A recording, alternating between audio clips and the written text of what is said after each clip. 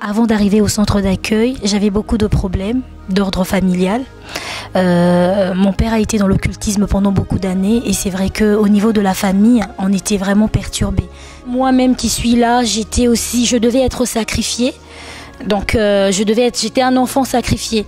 En fait, je ne peux pas dire que mon père m'aimait plus que les autres, mais c'est vrai que généralement c'est ce qu'on dit dans le monde spirituel.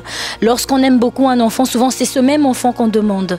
Et donc vous deviez être sacrifié, ça veut dire quoi? Sacrifié, c'est-à-dire que mon père devait me sacrifier, je devais mourir. Je devais mourir. Sacrifier. Pour les esprits. Exactement. Et donc j'étais souvent malade. Je passais pas une année sans être malade. J'étais souvent malade. Et mon père, au-delà du fait qu'il était dans l'occultisme, il était aussi beaucoup dans l'alcool. Et des fois, quand il rentrait le soir, c'était des disputes tout le temps avec ma mère. J'étais toujours malade. Et donc, Dieu il m'a guéri de ça, puisqu'aujourd'hui, quand le temps change, on peut avoir une petite grippe, des choses comme ça, mais rien de grave. Je passe toute une année sans être malade, parce que je suis arrivée en France en 2002. Et après, comme on vivait séparés avec ma tante, on a vécu ensemble à partir de 2004. Et là, elle a commencé à m'emmener à l'église. Je peux dire que je connais le centre d'accueil depuis 2004, mais je me suis vraiment engagée en 2007. 2007. Oui, parce que c'est ça que j'allais dire, j'ai dû quitter ma famille pour venir ici. Et encore une fois, c'était sans l'accord de mon père. Et pendant plusieurs mois, mon père ne voulait pas m'adresser la parole parce que justement, il savait qu'il venait de perdre. Même si spirituellement, on sait que les esprits ne dépendent pas du fait qu'on se déplace. Mais il ne m'adressait pas la parole. J'ai dû même faire le pas, lui demander pardon pour moi aussi être libre ici. Mais quand je suis arrivée ici, ma tante fréquentait déjà le centre d'accueil. Elle m'a montré l'église en 2004 et je faisais des allers-retours. J'allais, des fois les jeunes m'invitaient, je fouillais jusqu'à ce que j'ai pu commencer à lutter moi-même. J'ai participé aussi à des campagnes d'Israël. J'ai fait des sacrifices et c'était pas facile. Le sacrifice que vous avez déjà fait. Des choses que je possédais chez moi matériellement, que j'ai dû sacrifier, déposer sur l'autel de Dieu. Par rapport à mon salaire, mon revenu, j'ai dû sacrifier. C'était difficile. Vous avez déjà donné votre salaire comme ça? J'ai déjà donné. Et même à chaque campagne, parfois, avant le sacrifice, il y a toujours quelque chose qui se passe. Quelque chose pour m'empêcher de monter sur l'autel de sacrifier. Je me souviens avec ma première campagne d'Israël, et ça c'était une expérience qui était douloureuse parce que j'étais encore dans les débuts de ma foi et je ne comprenais pas. Et ça c'est aussi un conseil que je donne aux gens, c'est que la foi n'agit pas avec les sentiments. J'ai hébergé quelqu'un chez moi. Et au moment où je devais sacrifier, cette personne, sans se rendre compte, elle restait chez moi, elle restait au téléphone en fait.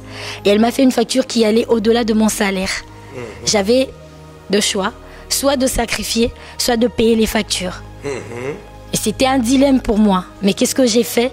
Je suis allée parler avec l'homme de Dieu. L'homme de Dieu m'a dit, mettez les sentiments de côté, utilisez la foi.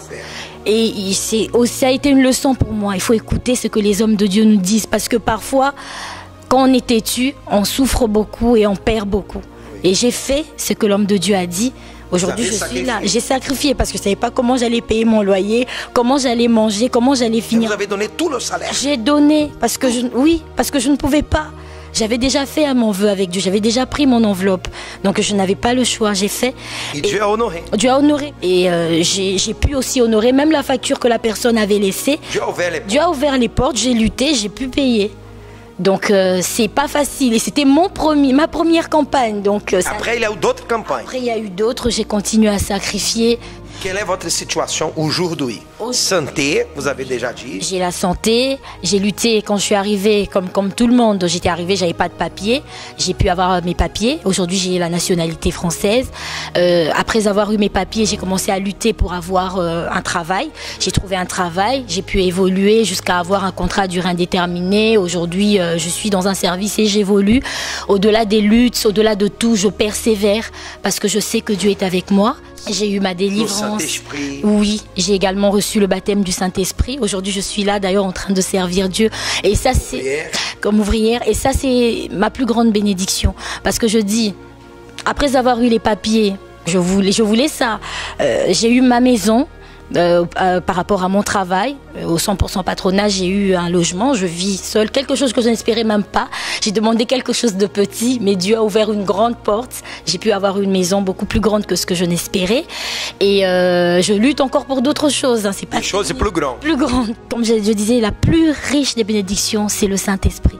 J'ai eu tout ce que je voulais, mais ça n'a pas satisfait mon cœur comme celle de pouvoir avoir le Saint-Esprit, parce que même si on a des luttes, on a une joie, on a une certitude, parce qu'on sait où on va. On peut sauter dans le vide, on sait qu'on ne va jamais s'écraser parce qu'on sait que Dieu est là. Et ça, c'est une certitude que seul le Saint-Esprit peut déposer dans notre cœur. Amen. Amen. Dieu vous bénisse. Merci, évêque.